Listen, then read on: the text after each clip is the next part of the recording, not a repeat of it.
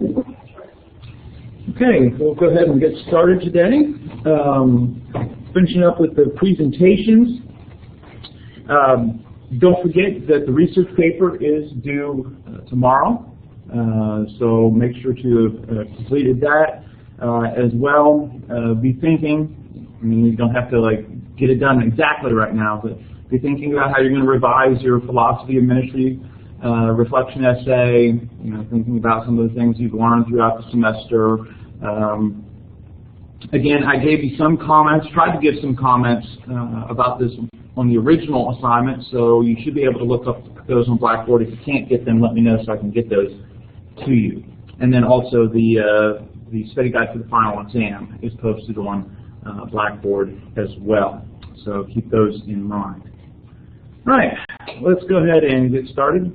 We have 2 online presentations that we'll do towards the end, and so we'll go ahead and start with the in-class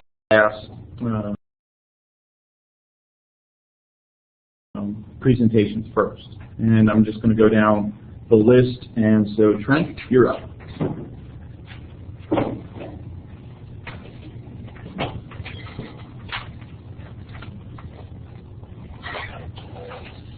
Good morning. My passage was 1 Peter chapter 3, verses 18 through 21. For Christ also hath once suffered for sins, the just for the unjust, that he might bring us to God, being put to death in the flesh, but quickened by the Spirit, by which also he went and preached unto the spirits in prison, which sometime were disobedient, when once the long suffering of God waited in the days of Noah, while the ark was a preparing, wherein few, that is 8 souls, were saved by water. The like figure, whereunto even baptism does also now save us, not the putting away of the filth of the flesh, but the answer of a good conscience toward God by the resurrection of Jesus Christ.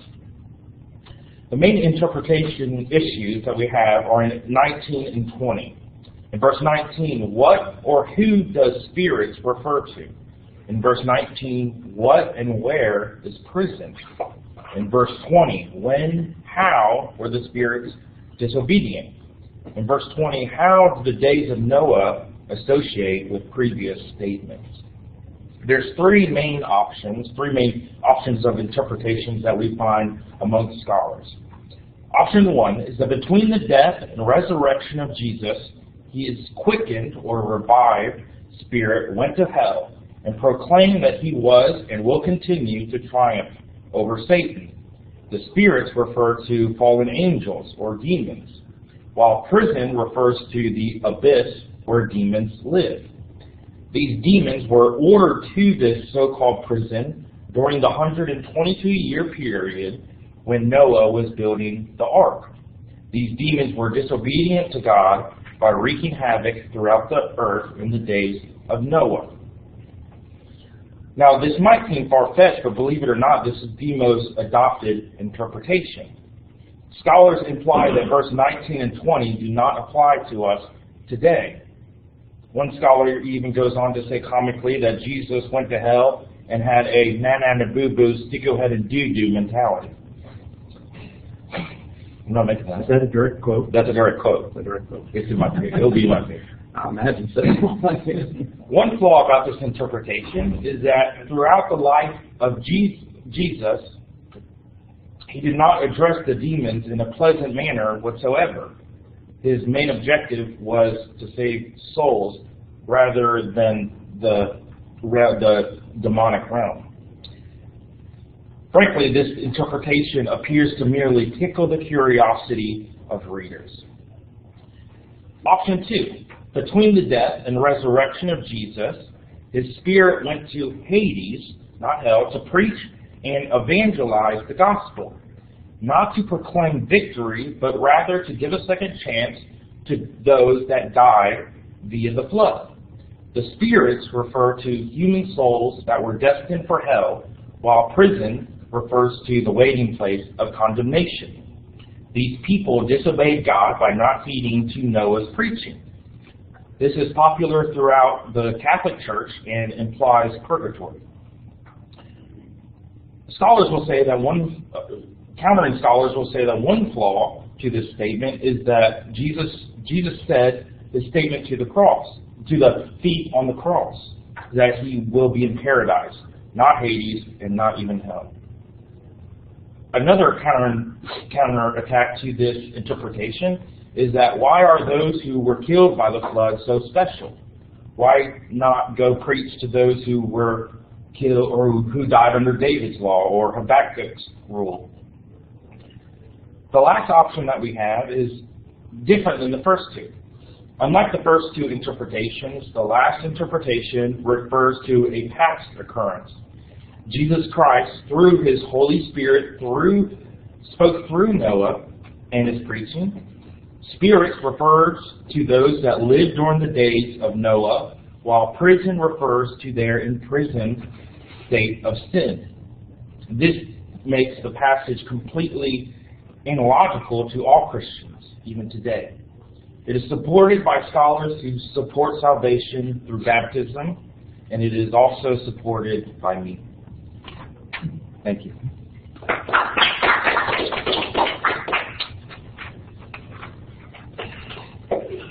That I definitely think is one of those things. I mentioned how, in general, quoting, try to minimize the amount of quoting, but when you have a quote like that, especially from a scholar, nanny boo-boo, stick your head in doo-doo, that goes in the paper, right? I mean, sometimes quotes are just too good, and that is just it's an irony. I'm looking forward to that. That sounds like an interesting paper.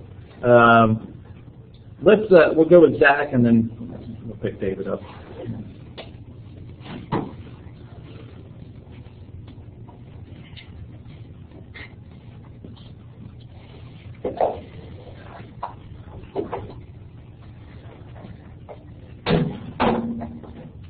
Hello, everybody. I am doing my research paper on John chapter 2, verses 1 through 11. Let me go ahead and read that for you guys real quick. It says, "On the third day there was a wedding in Cana in Galilee, and the mother of Jesus was there. Jesus was also invited with his disciples to the wedding. When the wine ran out, the mother of Jesus said to him, 'They have no wine.' And Jesus said to her, 'Woman, what does this have to do with me? My hour has not yet come.' His mother said to the servants, 'Do whatever he tells you.' Now there were 6 stone water jars there for the Jewish rites of purification, each holding 20 or 30 gallons. Jesus said to the servants, 'Fill the jars with water,' and they filled them up to the rim. And he said to them, 'Now draw some out and take it to the master of the feast.' So they took it. When the master of the feast tasted the water, now become wine, and did not know where it had come from, though the servants who had drawn from the water knew, the master of the feast called the bridegroom and said, 'Everyone serves the good wine first, when the people have drunk freely, then the poor wine. But you have kept the good wine until now.' This, the first of his signs, Jesus did at Cana in Galilee, and manifested his glory, and his disciples believed in him." There are several different problems a lot of people have with this passage, and there's several different opinions, as you can imagine, on what it means and exactly what is going on here. The first and obvious one, that a lot of people think of when they hear this is whether or not the wine was alcoholic. That's one that comes up a lot. A lot of people have debated about that. You can't say there's a lot of different opinions because there's really it's an either or kind of thing. It either was or it wasn't. But there's a lot of people who have very strong opinions about that. But really, beyond that, whether it was alcoholic or not, if it was, you then hit another snag in that you have to answer a lot of questions as whether or not Jesus condoned drinking, all kinds of stuff like that. So there's a lot of hard questions that have to be answered if you come to the conclusion that it was indeed alcoholic. So that's another controversy there. And as John mentions, it's the first miracle that Jesus performed, so you kind of have to ask the question as to why it was. And there are several different opinions on why Jesus chose turning water into wine as the first miracle he performed. But let's just go ahead and jump right into it. For today, we're just going to be focusing on that first issue of whether the wine may have been alcoholic or not, because that kind of forms the basis for how you approach the next argument of how you approach why it was or it wasn't. So the Greek word used is oinos. I may be pronouncing that wrong, but the word is most commonly used in reference to alcoholic wine, but it can mean either alcoholic or not. So just the word itself doesn't really tell us much. In Ephesians 5:18, when we're commanded not to be drunk on wine, the same word is used, but as Dr. Brenneman has mentioned in class, we cannot assume that just because a word means one thing in one context, that it means the same thing when used in an entirely different context. Because again, this word can mean either or. So in the context of the wedding, it could be referring to non-alcoholic wine, whereas in Ephesians, it clearly is referring to alcoholic wine. So we don't get much help by looking at just the word itself.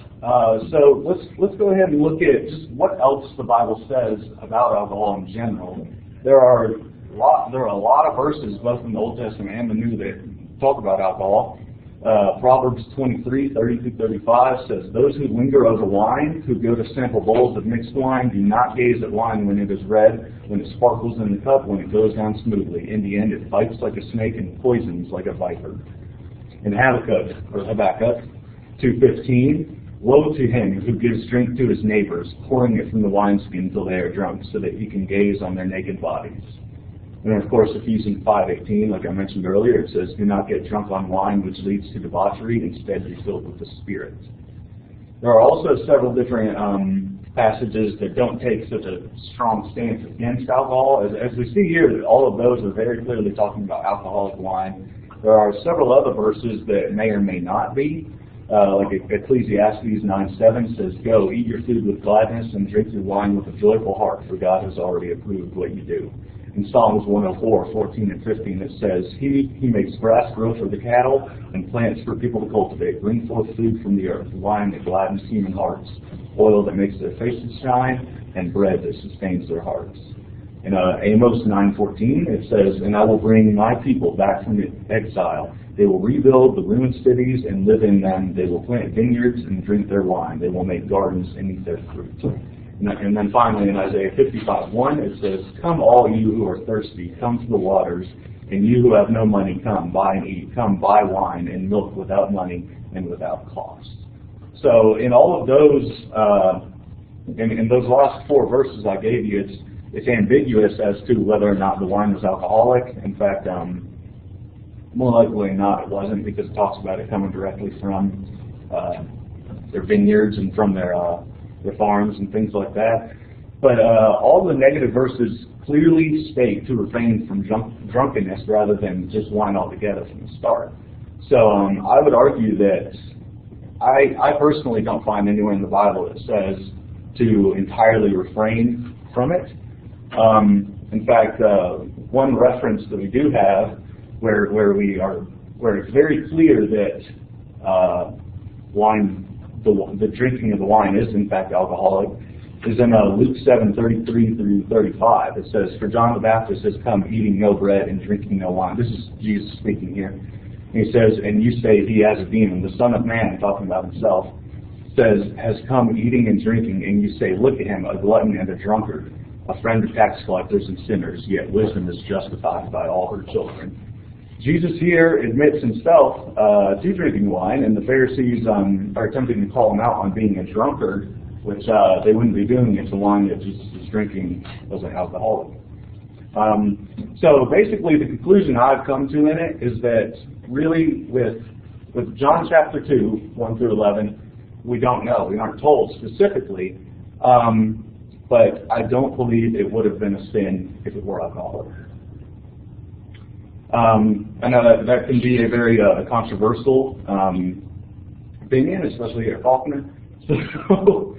But yeah, that's kind of the conclusion I've come to. I'm not going to go into the rest of it yet, just for time purposes. But when it comes to that issue, again, I would say that I don't exactly know, because the Bible is ambiguous about it in the story of John. But I don't believe that I can't say it would have been a sin for Jesus to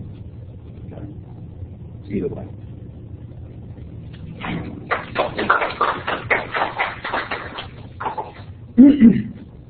Yeah, that's one of the interesting things when you look back at that culture. There was such a wide variety of things that would have been called wine. Sometimes the difference between what was called new wine, which essentially would have been more like our grape juice to some extent, and then various stages of alcoholic content.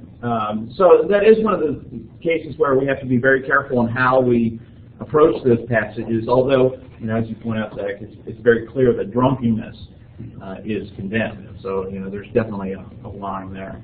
So it'd be interesting to see how you develop the rest of that. David.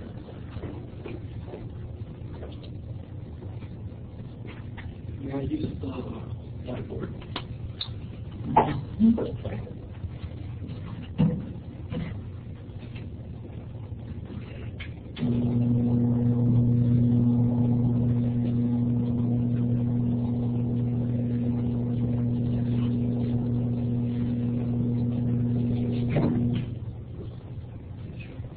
You still are on camera, but I've just muted it so the light's not in your face. All right. Looking at the passages, parallel passages of 2 Samuel 24:1 and 1 Chronicles 21:1. The 2 Samuel passage says, "And again the anger of the Lord was kindled against Israel, and he incited David against them, saying, Go number Israel and Judah." Seems okay. Then he reads its parallel in 1 Chronicles 21:1. And that says, "Then Satan stood against Israel and incited David to number Israel." That's how I felt when I read this. So it seems on the surface that these two passages are outright contradictory to each other. So the main question is, who is the inciter? Who is provoking David to the census? So looking at the original text, just as who is doing the provoking, 2 Samuel has this, I don't know that word.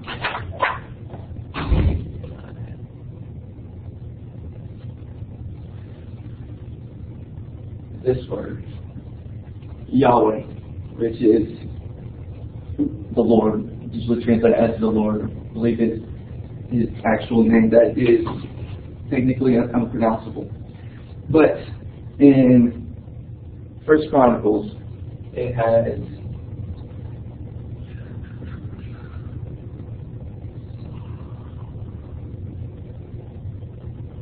Satan, which you think, yeah, that sounds like Satan. But this word, Yahweh, is only translated one way. But Satan it also means adversary. Now, Satan is the adversary. But in most cases when it is translated Satan, and if you look at Job or Zechariah, it would have this in front of it, which is definite article B,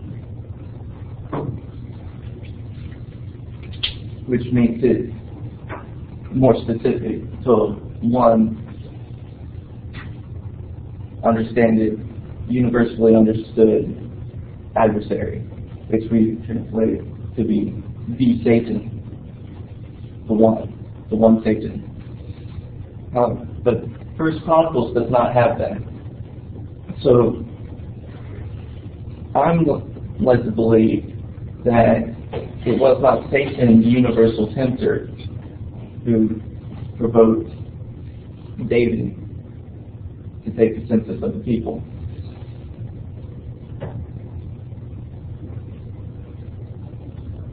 Now, with Satan, the universal tempter, excluded, look at the other options of who the adversary could have been. And without putting Satan in the picture, then it doesn't really say who it could be. So we're led to make up our own conclusions. So assuming that Satan is out of the picture, one possibility is that the adversary was one that arose within David, maybe like his pride, which wouldn't be contrary to his character as we read through the Bible.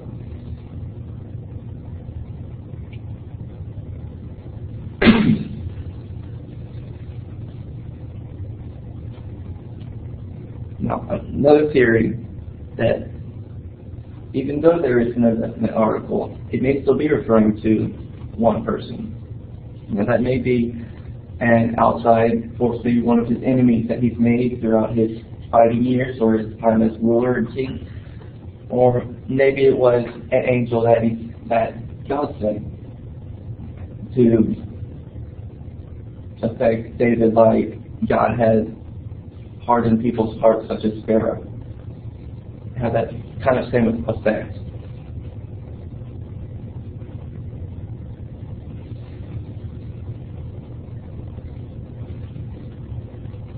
Now it may have been Satan,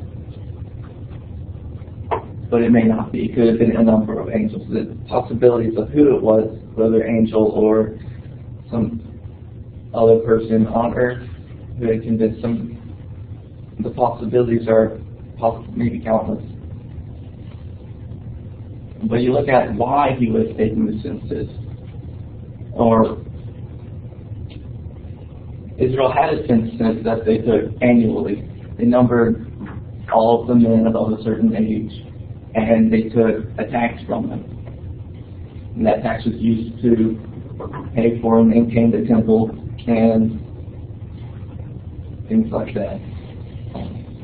And then, but David it was not recorded that David had done any of those things, taxed them that set amount. But instead, it seems like he was taking the census to see how much power he had, his strength in numbers.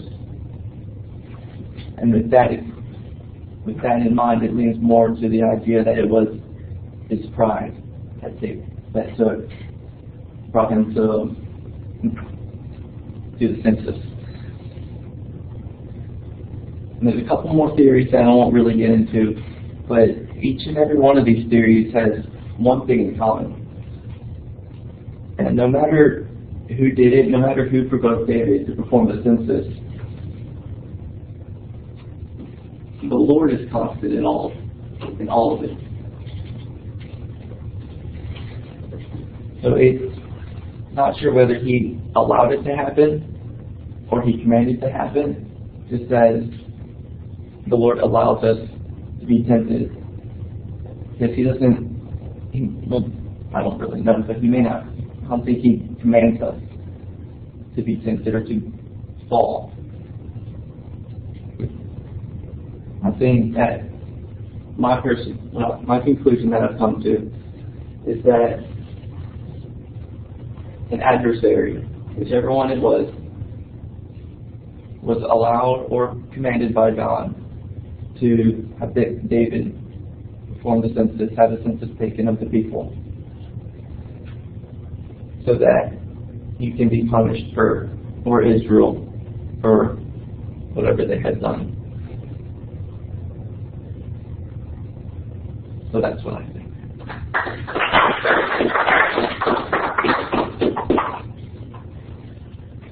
Right.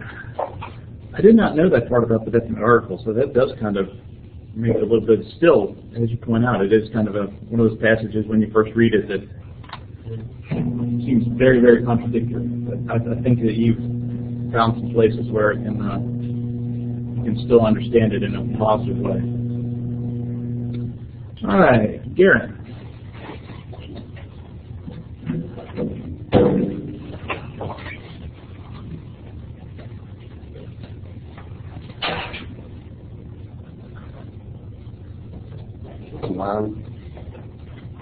My topic's over Mark chapter 16, verse 9 through 20. I'm going to read that to you and kind of explain. When Jesus rose early on the first day of the week, he appeared first to Mary Magdalene, out of whom he had driven 7 demons. She went and told those who had been with him and who were mourning and weeping. When they heard that Jesus was alive and that she had seen him, they did not believe it. Afterward, Jesus appeared in a different form to two of them while they were walking in the country. These returned and reported to the rest, but they did not believe them either. Later, Jesus appeared to the 11 as they were eating. He rebuked them for their lack of faith and their stubborn refusal to believe those who had seen him after he had risen. He said to them, "Go into the world and preach the gospel to all creation. Whoever believes and is baptized will be saved, but whoever does not believe will be condemned. And these signs will accompany those who believe. In my name they will drive out demons, they will speak in new tongues, they will pick up snakes and with their hands, and when they drink deadly poison, it will not hurt them at all. They will place their hands on sick people, and they will get well." After the Lord Jesus spoke to them, he was taken up into heaven, and he sat on the right hand of God. Then the disciples went out and preached everywhere, and the Lord worked with them and confirmed his word by the signs that accompanied it. At the end of this, in quotations, it has the earliest manuscripts and some other ancient witnesses do not have these verses. And this is the NIV version. So, as you can tell, the kind of controversial, whatever that word should be, topic in this is the fact that some of these earliest manuscripts don't have them. Those manuscripts are the Venticus and the Sinticus, however those are supposed to be pronounced as well. But so there's three really main versions of this that people believe. All of them really have strengths and weaknesses, but we're going to try to go through a few of them. So some people believe that scribes took it out, and scribes wrote it around the 400s because those early manuscripts don't have them in there, and those manuscripts are dated back to around the 300s. People who think this really believe that Mark ended so abruptly in verse 8 that the church felt really uncomfortable with it. Kind of ends with not really any wrap up. It just kind of stops in the middle of it. People believe this is because he was like the first gospel writer, which is different than the chronological order that we have in the Bible right now. But he's supposed to be the first one to write it in around 40 AD. So it's not in those. The other thing that they go to in this is that he kind of changes the way he talks through it. It's like a different kind of speech than the way Mark has done the rest of his gospel, which makes people really, really suspicious. And he also kind of gives a weird intro to Mary Magdalene, who he's already talked to and talked about in the book, but give her a really weird intro. So the second interpretation is that the scribes wrote it later, and it was inspired by God for them to write it. This one is a little different, but there is some backup in it. Deuteronomy 34:5-12 is where Moses was writing, and it is like a fact. They think that Moses did not write this, and so those verses aren't taken into question as much as this one is. So the people who believe this think that if you're going to count out the ending of Mark, you have to also count these verses as well, and also that happens in Jeremiah 52 as well. They think that God could have saw that the fact that it made the church so uncomfortable later on, and so he decided to inspire some scribes to fix that and add in those verses. There's nothing in those verses that are like extra, like out of this world, things that we don't see anywhere else. All of these points are pointed out in other Gospels. So the last way of interpreting it is that Mark actually still wrote it. So this is the one that I actually kind of lean towards, which isn't the most common. I like these strengths better than I like the other strengths, I guess. One person that I really looked at during this to have written about it was a guy named Dr. James Knapp. He is out of Illinois, I believe. And I got the whole time here. He's very, very passionate on this topic. He wrote a 243-page book about this. He has done a lot of research on it. He actually says that there's 12 different interpretations on it. I'm just going through the three main ones. So that's kind of interesting. But he believes that there's just enough evidence with this topic to not have to go to the other topics. The reason that he thinks this is because the Irenaeus text and Justin Martyr, they both have texts written around the 100s in 100 AD, and they actually, Justin's does not, but Irenaeus actually quotes a direct quote from Mark chapter 16, verse 19 in his text, which makes a pretty big difference. It's kind of hard to believe that you can quote something that's not even written yet. So that's the biggest topic. And there's also other manuscripts that have ideals and stuff out of that topic. Like I said, that's kind of the one that I lean towards. You can either write, like you said, a 243-page book on this, or kind of just cover the basics and come up with a pretty good conclusion. So like I said, I lean with the one that Mark still could have wrote it. Those strengths I feel like outweigh the weaknesses in that. So, thank you.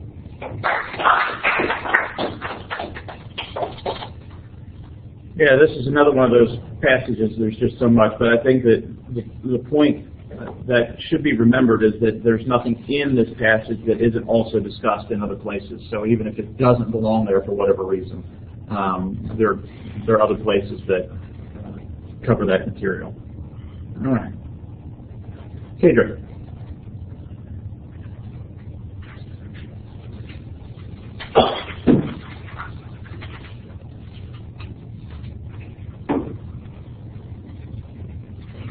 Hey guys. Hello.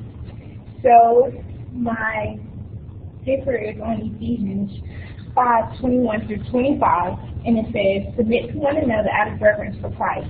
Wives, submit yourselves to your own husbands as you do to the Lord.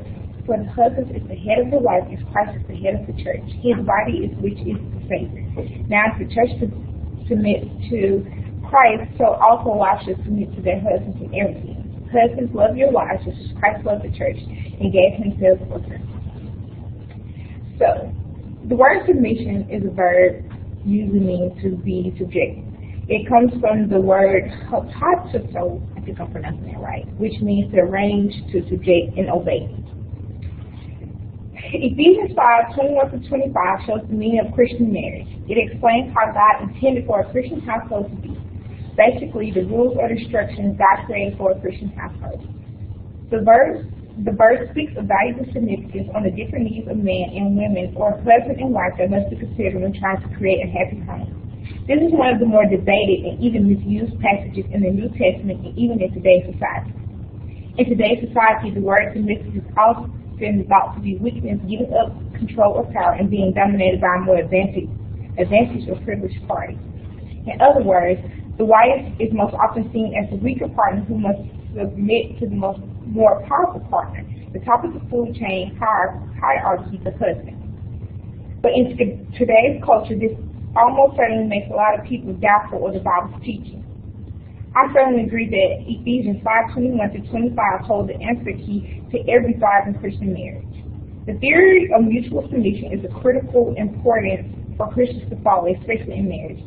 And in the church, we all have completely different roles, but in the end, we all submit to the Lord and to one another, and also in marriage.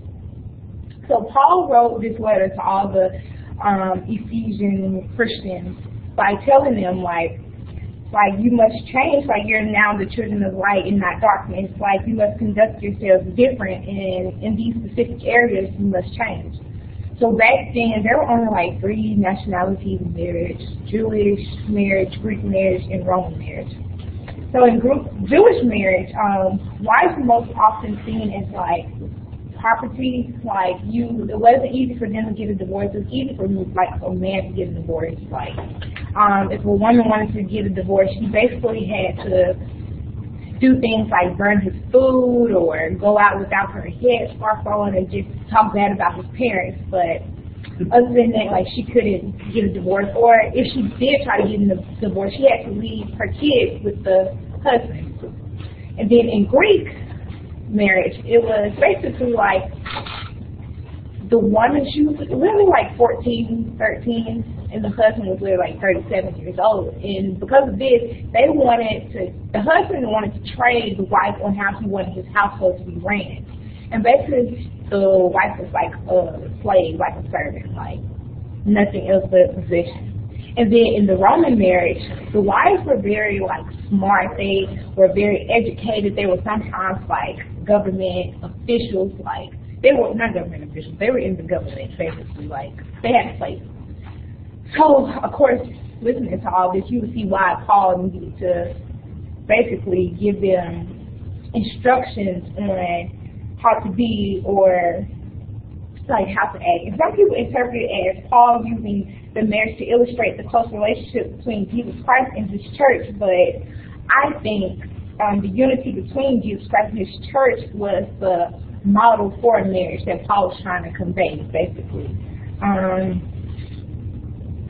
Lost my train of thought there. Okay, so basically, I think Paul was telling or giving the instructions on don't blindly, like you don't have to blindly obey someone or blindly follow behind your husband, but it's ways to make your like perfect relationship, perfect marriage by listening and following someone's ideas and just taking their advice and agreeing on something mutually. Like he didn't just, well, most people just look at it as him saying women submit, like women obey your husband is ahead of you, like everyone just take it as that. But I think he literally gave husbands the like key, like he even back then husbands like were, the word loving your wife was very foreign to them. Like they didn't understand how to love your wife. So Paul had to go in depth with it by saying, like, giving an example like how Christ loved the church. He sacrificed his life for the church. This is how you should love your wife. Like this is how you should sacrifice for your wife by loving your wife this much. And I'm trying to stop, keep losing it. So 2 seconds. So, I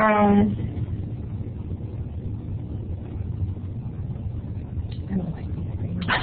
So, You're doing fine.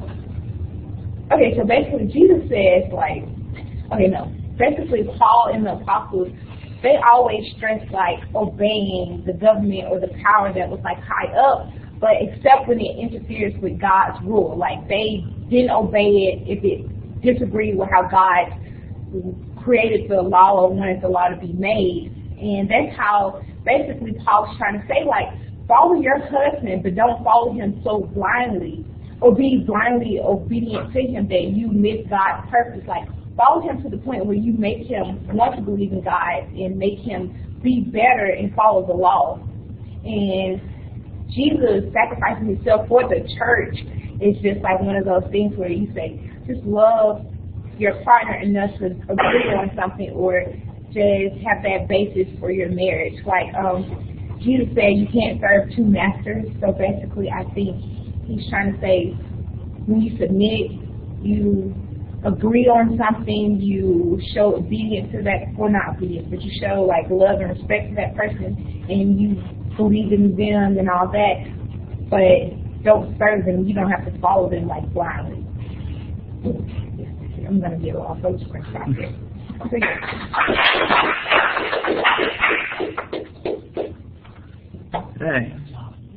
That's one of those passages. Some of these passages that we talked about, the controversy is in the passage itself, right? Some of the difficulties. Does it belong there? Does it not?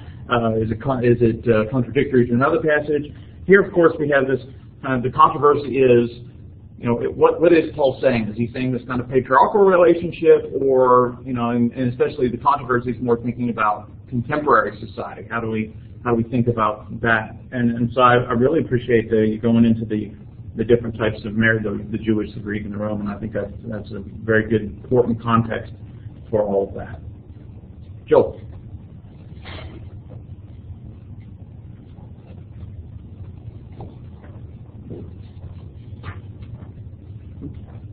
My topic was on baptism for the dead, which I had never really thought about until I was assigned this paper. It's in 1 Corinthians 15, verse 29, which reads, "Otherwise, what do people mean by being baptized on behalf of the dead? If the dead are not raised at all, why are people baptized on their behalf?"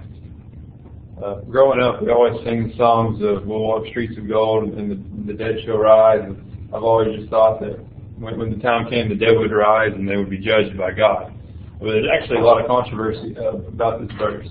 And when I started doing my research about it, the biggest part of the controversy was involved with the Mormon Church. If you don't know much about the Mormon Church, they believe a lot of different things than what we believe in the Church of Christ and other religion bases.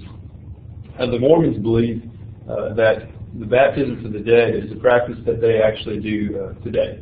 And what they do is they all dress up in baptism garments, and then they literally do research into genealogies and just different names throughout history, different names of people that are still alive, and they're each assigned a name. And then they're each baptized with that person's name. And they practice this pretty regularly during their church practices, where, say, they find my name in the genealogy, and that person would be Joel Duke, and they would baptize Joel Duke. And that's how they take this verse. Either if people are dead or if they're still alive, they do that. So that they believe that way they're saving everyone, even if the people are dead or whatever.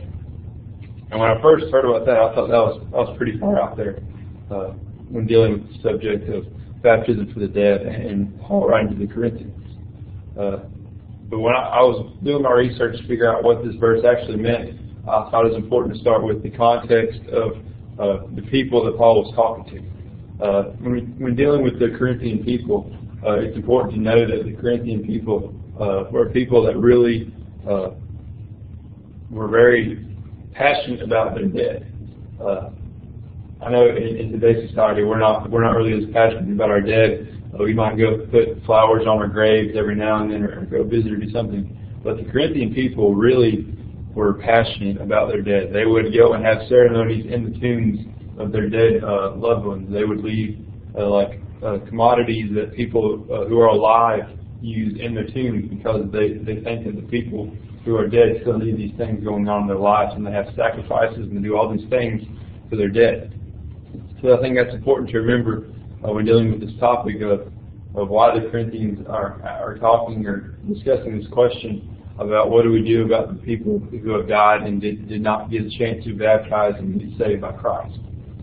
And I think knowing the context of that is very important. I really did forget that I had a presentation to do today, so I'm just kind of winging this as I go. But I think the main thing I found through my research is that the resurrection is very important in all of this. That as Christians, without the resurrection, we are nothing. We're just people who are aimlessly doing this for no reason. And I think that's the same when dealing with the baptism for the dead. I think ultimately what that means is that the dead will rise in a way of resurrection, just as Christ was raised in a way of resurrection, and in that way they can be judged by God. I think the resurrection is the reason we do everything we do, and the resurrection will be the reason that the people who died before Christ will have a chance at everlasting life as well. So that's what just as a side note, in the past, probably 5 to 10 years, the Mormon Church got in trouble with some Jewish groups because it was discovered that they were being baptized in the names of people who had died in the Holocaust. Now, part of it is that just like Churches of Christ, Mormons believe that baptism is for the remission of sins. So you have to be baptized in order to be saved. And so the idea of being baptized for the dead, in their minds, is to offer their ancestors, other people in the afterlife, the opportunity if they hadn't heard the message. But the idea had been, genealogies, as Joe pointed out, right? This is why genealogies are so important. So a lot of these ancestry sites that you'll see referenced, like a TV commercial or whatever, a lot of them are run by the Church of Jesus Christ for Latter-day Saints because they're so interested in developing these genealogies and making sure everybody has the opportunity to receive the message. But the controversy was, here are these Mormons being baptized for Jews who died in the Holocaust. And so for a lot of Jewish people, it was essentially you're trying to make them Mormons. And they died in the Holocaust because they were Jews.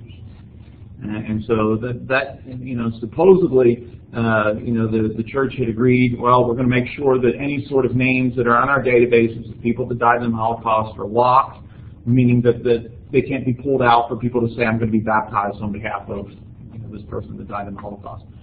So that was a couple of years ago, and then just recently, within the past 3 or 4 years, it came out again that it was happening again. So there was even another controversy over, this was not supposed to be happening, and this is disrespectful to the memories of these people that have died. So, it's a controversial practice just because a lot of Christian groups say, that doesn't seem to be right, fit. And then also some of the people that they were baptized for.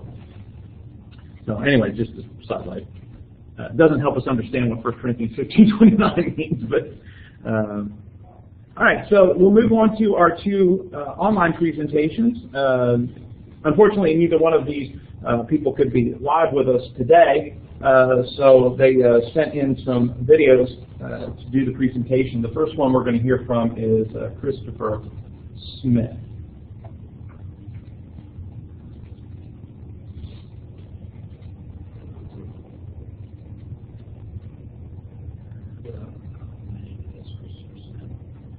The purpose of this video is to provide an overview of my research papers for orientation to biblical studies. The passage I have chosen is John 20, verses 30 and 31, which reads as follows. Jesus performed many other signs in the presence of his disciples, which are not recorded in this book.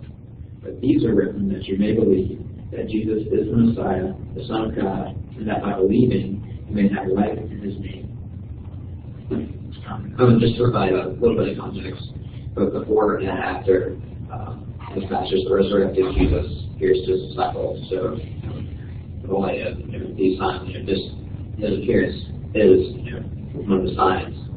Being resurrected from the dead is kind of important, but essentially the passage indicates the purpose of John.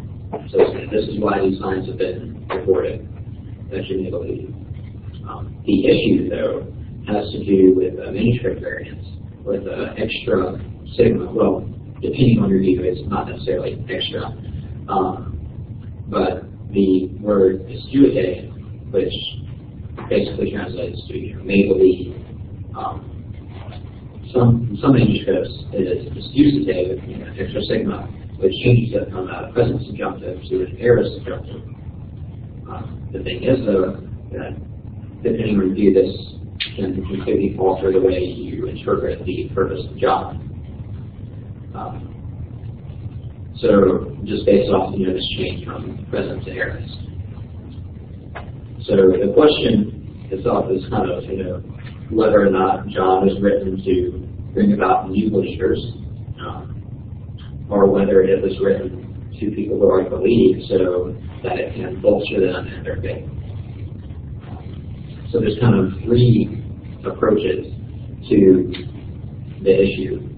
One basically says that the sigma is not original, and so it means that it's "estuate" with the present subjunctive, and I can teach from there saying that based off of this, we can say that John is intended, or the Gospel of John is intended for people who are already believing, and so that you may continue or believing or continually believe. And so basically the target audience is believers. The second possibility is that the sigma is original, so it's used to saying this is aorist subjunctive, and it goes from there to say that based off of this, we can determin that the meaning is that it's kind of that you might believe or that you will come about to a state of belief. So in this case, the audience would be people who are pagans or non-believers or whatever the situation may be. But the purpose then would be to kind of function as an evangelistic tool in regards to bringing about new believers. But there is a third possibility, which you have to be clear about this. But essentially, it says that you cannot tell the meaning based off of the word alone. So it kind of says either word can have either meaning. And it basically kind of goes off of other places in John where you have present subjunctive or aorist subjunctive of that word being used to talk about belief or believers or not believers, where it's clear cut based off the context. So kind of showing that each word can take on both meanings. What I intend to argue is, I guess, kind of an extension of that, based on kind of saying that the argument that one word means one thing or other, is not, it's basically not enough to say that we can determine that the sigma is original or not, and thus we have this word and thus this meaning. Basically, kind of saying that either meaning could occur regardless of which word you choose. Which I intend to go even further and argue that the meanings themselves are not mutually exclusive. Essentially, this will mean kind of that both meanings are true in a sense, and that they may not even be that different in the context of John. Essentially, I'll be arguing that the thing that brings about faith, which in this context would be signs, is the same thing that will help continue in faith. Which, of course, first I will have to show that the two variants can hold either meaning. So, which in terms of evidence is hard. There's quite a few people who put in a decent amount of time, examining John and seeing where else does he use these same words and how does he use them. And so there, that was just kind of examined throughout John's corpus. So that shouldn't be difficult, but I will have to kind of show that the way that signs, or that the sign according to John, affects faith, show that it essentially serves the same purpose for believers and non-believers, which may sound a little odd because you already believe, you can't be brought about to believe, but I'll explain that. But essentially kind of showing that the purpose of signs is to demonstrate the divinity of Christ and the power of God. And argue that kind of that is the demonstrating God's power and the reality of God is kind of the purpose of John, and that is used both to bring about new believers and to help people who believe to continue in their faith. I also use kind of like maybe just previous to my passages, Doubting Thomas. So then in that case it's kind of well, he was one of the 12, so obviously you can't exactly some crazy pagan who doesn't know about God, but his belief was bolstered through a sign. But kind of the element of doubt that he had, it was kind of, I guess the point we'll come to that Christians and non-Christians don't have it sounds kind of odd to say, but they don't have different types of disbelief. Even though we are believers, we still struggle with doubts, and sometimes we go through a very tough time, and believing can be difficult. So, kind of part of my argument will be that whether or not it's intended for one group or the other, but both groups, believers and non-believers, have the same need in terms of having their belief supported. So I guess in summary, the argument that both meanings for kind of bringing about belief that are helping and continual belief. Both meanings are kind of true in this sense, and that the usage of disjudicated does not mark one of those out and leave the other standing.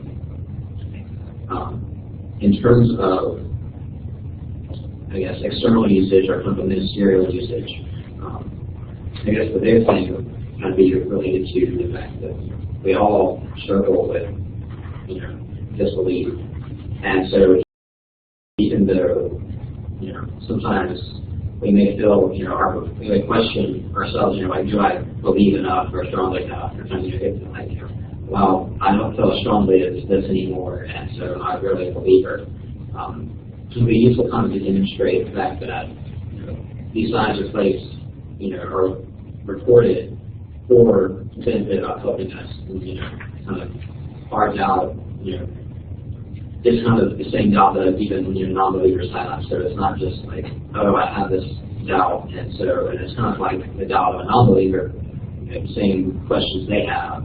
So that doesn't automatically kind of take away my Christianity. We all go through the same struggle with trying to understand how God works and that sort of stuff.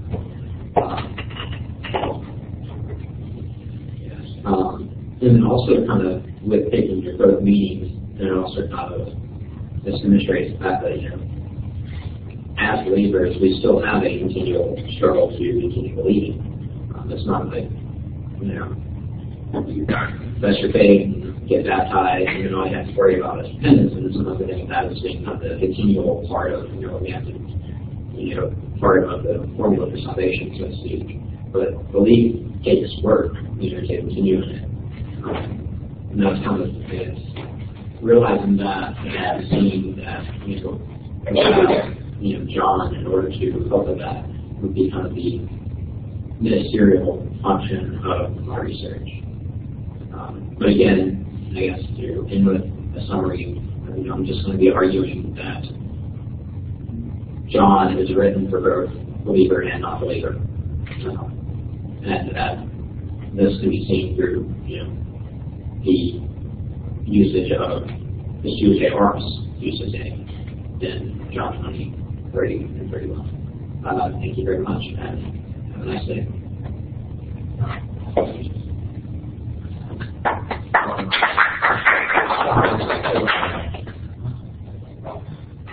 All right.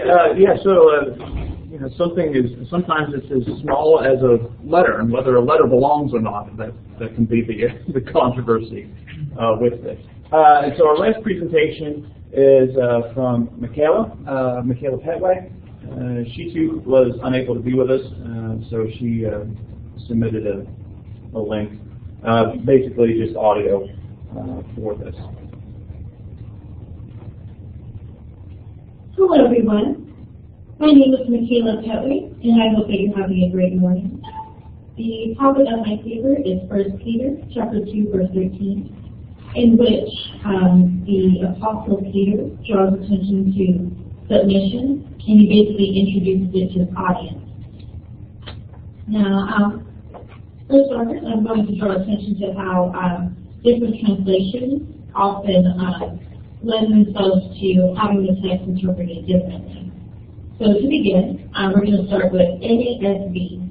So this edition of the text reads, "Submit yourselves for the Lord's sake to every human institution, whether to a king as the one in authority, or to governors as sent by him for the punishment of evildoers, and the praise of those who do right. For such is the will of God. Honor all people, love the brotherhood, fear God, honor the king." All right?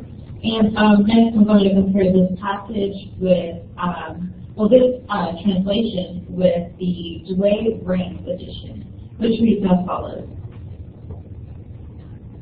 "Be ye subject, therefore, to every human creature for God's sake, whether it be to the king as a selling, or to governors as sent by him for the punishment of evildoers, and for the sake of praise of the good. For so is the will of God. Love the brotherhood, fear God, honor the king." And also I'm going to insert that I read more than just verse 13 of that text. I actually read 12 through 17 of the passage. Now, something in addition that I also want to draw attention to is that although the translations seem to be saying pretty much the same thing, that no longer seems to be the case once you realize that the first one I read to you states that we should submit ourselves for the Lord's sake to every human institution, whereas the second one suggests that we submit ourselves to every human creature. Now, we're turning our attention back to the first translation.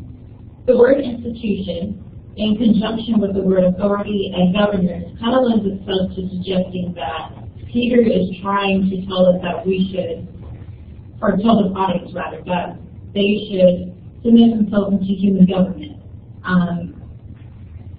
A human institution, basically. Whereas in the other translation, Peter seems to be drawing attention more so toward honoring each other. It's more, geared towards human relationships versus authority. The problem with these two, with realizing these differences is that now you seem to get two different interpretations, and now it's just kind of a struggle of, okay, from here, what are the implications of both of them? So, for instance, if you're going to favor the first translation, if you're going to basically go with the interpretation that Peter is suggesting that we submit ourselves fully, just submit ourselves to human authority. Now, the problem comes in, how far do you go in doing that exactly? Because, as I read earlier, God seems to, if you're going to go with this interpretation, God seems to be in favor of this institution, as He is the one who has placed it in authority. And if that is the case, if you were to recognize that this body is immoral, that it is corrupt, and if you decided to rebel against it, would you therefore be disrespecting God, as He was the one who placed it in power? Now, also on the other hand, if you were to go with the second interpretation, that we are simply to honor each other and that Peter is drawing our attention to relationships, the problem comes in somewhat similarly. How far do you go in doing this exactly? How much suffering do you endure as a thing? Now, I would not suggest that Peter believes that we should compromise our beliefs, but at the same time, these questions are important to be considered if we're going to delve into the Word of God and if we are going to attempt to live according to His Word. Now, I'm going to also admit that during my research, I have not been able to find very many sources that go beyond this point. Many of them favor of one belief over the other one and do not even bother to answer some of these questions that I pose. But even so, at least at this point of my research, I am favoring the second interpretation. I believe that Peter is drawing our attention more so to just honoring each other as brothers and sisters in Christ, and I'm going to explain why I believe that. So, for one, I admit, 1 Peter chapter 2, yes, that's right.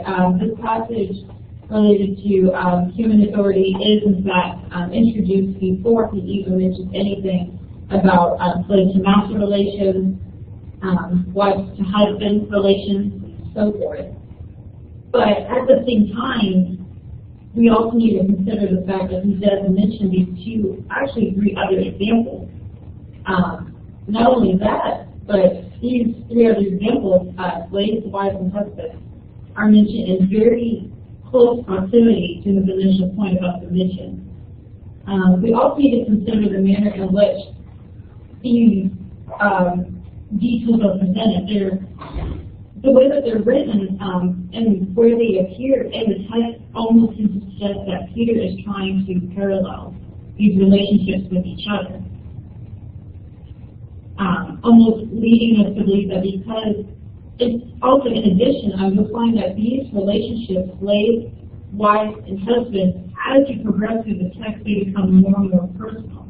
Which again leads me to believe that Peter is probably drawing attention more so to relationships, more so to honoring each other as people and as creations of God, rather than to something distant, or at least that we tend to see as being distant, being government or a human-made institution.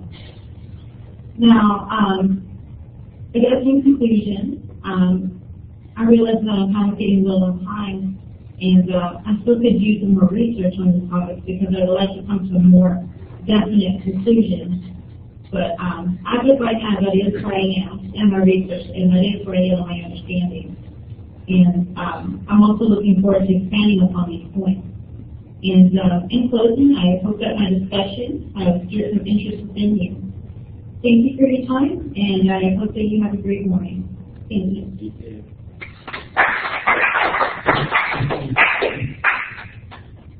And of course, very applicable passage given the time period we are in, right after an election, and even before, depending on where you were politically,